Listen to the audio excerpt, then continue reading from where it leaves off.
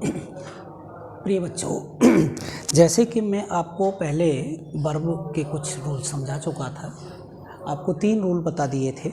इसके बाद आपका ये चौथा रूल है वर्ब। देखें ज़रा, रूल है कि एंड से जुड़े हुए नाउन या प्रोनाउन के साथ हमेशा प्लूरल वर्ब प्रयोग की जाती है। एक बात ध्यान रखें, अगर कोई भी नाउन या प्रोनाउन एंड से जुड़ा हुआ है तो उसके साथ हमेशा प्लूरल वर्ब प्रयोग की जाएगी। कैसी वर्ब प्रयोग की जाएगी? प्लूरल, बहुवचन क्रिया प्रयोग की जाएगी। प्लूरल तो जानते ही आप, बहुवचन। जैसे Ram and Mohan is going to cinema, आप जानते हैं राम एंड मोहन, राम और मोहन 2 नाउन आपके जुड़े हुए हैं किससे? एंड से। तो यहाँ वर्ब जो आ रही है वो कैसी आएगी? प्लूरल वर्ब आएगी। तो आप क्या करेंगे करेक्शन सिंटैक्स में? Ram and Mohan are going to cinema. समझ में आ गया? नेक्स्ट रूल है एज वेल एज से जुड़े हुए। आप जानते हैं एंड का मीनिंग और होता है, एज वेल एज का मीन्स भी और होता है। अगर एंड से जुड़ा है तो प्लूरल वर्ब, और अगर एज वेल एज से कोई नाउन या प्रोनाउन जुड़े हुए हैं तो उनके साथ हमेशा सिंगुलर वर्ब प्रयोग की जाएगी। कैसी वर्ब प्रयोग की जाएगी? सिंगुलर, एक वचन क्रिया प्रयोग की जाएगी।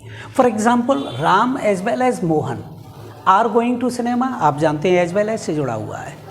हालांकि दोनों वर्ड का, एंड और एज वेल एज, दोनों का मीनिंग एक ही है, और लेकिन इन वर्ड्स के साथ वर्ब अलग अलग आएगी। एज वेल एज से जुड़ा हुआ है तो आप सिंगुलर वर्ब लगाएंगे, आर का प्रयोग नहीं होगा, इज का प्रयोग होगा। Ram as well as Mohan is going to cinema. समझ में आ रहा है? नेक्स्ट रूल है, 6th रूल है आपका, इफ, एज इफ या एज दो। 3 वर्ड है ये, इफ, एज इफ और एज दो। आदि के साथ इच्छा व्यक्त की जा रही हो, यानी presentation of desire, presentation of desire यानी इच्छा व्यक्त की जा रही हो, तो हमेशा पास्ट की प्लूरल वर्ब प्रयोग की जाती है। कैसी वर्ब प्रयोग की जाएगी? प्लूरल, पास्ट टेंस की प्लूरल वर्ब प्रयोग की जाएगी। जैसे एग्जाम्पल है, as if I am the president of India. As if से जुड़ा हुआ है, as if I am the president of India, यदि मैं भारत का यानी राष्ट्रपति होता। अब जानते हैं प्रेजेंटेशन ऑफ डिजायर है, इच्छा व्यक्त की जा रही है, तो हमेशा पास्ट की प्लूरल वर्ब, पास्ट टेंस में क्या वर्ब आती है? वॉज वर्ब, और प्लूरल क्या होती है? यानी बहुवचन कौन सी वर्ब प्रयोग की जाती है? वर। तो as if I were the president of India. समझ में आ रहा है? नेक्स्ट रूल है आपका 7th रूल है लेस्ट। एक बात ध्यान रखें, लेस्ट का जो मीनिंग होता है कहीं ऐसा न हो के। आप जानते हैं कहीं ऐसा न हो के, कहने का मतलब ये वर्ड अपने आप में ही कैसा है? नेगेटिव। लेस्ट अपने आप में ही नेगेटिव होता है, इसके साथ कभी भी नॉट का प्रयोग नहीं किया जाता। जब ये वर्ड का मीनिंग ही नेगेटिव सेंस में आ रहा है तो उसके साथ कभी भी नॉट प्रयोग नहीं किया जाएगा। लेकिन एक की बात ध्यान रखेंगे, इसके साथ हमेशा वर्ब शुड का प्रयोग करेंगे। वर्ब इसमें क्या प्रयोग की जाएगी? शुड, कोई अदर वर्ब नहीं प्रयोग की जाती। लेस्ट के साथ हमेशा शुड का प्रयोग किया जाता है। जैसे walk properly lest you should, यानी you may not fall down. Walk properly lest you may not fall down, यानी संभल कर चलो, कहीं ऐसा ना हो कि तुम गिर जाओ। आप जानते हैं लेस्ट के बाद क्या दिया? मे, और दूसरी चीज़ नॉट। आप जानते, पहली बात बताई मैंने, लेस्ट के साथ कभी नेगेटिव वर्ड प्रयोग नहीं किया जाता, तो नोट तो आएगा ही नहीं। और लेस्ट के साथ वर्ब क्या प्रयोग की जाती है? शुड। तो आप करेक्शन क्या करेंगे? Walk properly lest you should fall down. Walk properly lest you should fall down, not हटेगा, मे के स्थान पर शुड का प्रयोग किया जाएगा। तो ये रूल आपके समझ में आए होंगे। इसके बाद अगले वीडियो में आगे रूल डालेंगे। वर्ब का बड़ा पार्ट है, मैंने आपको बताया था verb is the most important part of English. अगर वर्ब आ गई आपकी तो समझ लीजिए कि 80% इंग्लिश आपकी क्लियर है, क्योंकि verb is the Saul of English, English की आत्मा है।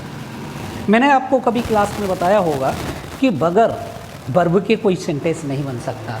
आप जानते हैं this body is created with different organs.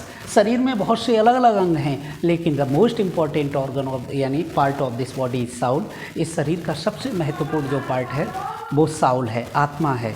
इसी तरीके से इंग्लिश के भी 9 पार्ट्स ऑफ स्पीच हैं, यानी 9 ऑर्गन्स को मिलाकर इंग्लिश रूपी भाषा बनी है। लेकिन उस उन 9 पार्ट्स ऑफ स्पीच में जो साउल का काम करती है वो आत्मा है। बगैर नाउन के सेंटेंस बन सकता है, बगैर प्रोनाउन के सेंटेंस बन सकता है, बगैर एडजेक्टिव के या एडवर्ब के या प्रीपोजिशन, इन सारी चीज़ों के बगैर सेंटेंस बन सकता है, लेकिन बगैर वर्ब के कोई सेंटेंस नहीं बन सकता। इसलिए मैंने आपको पहले भी बताया था, क्लास में भी बताया था कि verb is the Saul of English, ये अंग्रेजी की आत्मा है। यानी कुल मिलाकर अगर वर्ब आ गई तो बहुत कुछ आ गया इंग्लिश में, बहुत कुछ नहीं सब कुछ आ गया, ये समझ लीजिए। वो तो थोड़ा एक सेक्शन के रूप में अदर पार्ट्स हैं, लेकिन महत्वपूर्ण पार्ट मैंने आपको बताया था। वैसे तो सारी चीज़ें आवश्यक हैं, लेकिन किसी का हाथ नहीं है व्यक्ति है, किसी का पैर नहीं है व्यक्ति है, किसी के कान नहीं है व्यक्ति है, किसी की आंख नहीं है व्यक्ति है, फिर भी है वो। लेकिन साउल नहीं, यानी आत्मा नहीं, तो नथिंग, मिट्टी है फिर।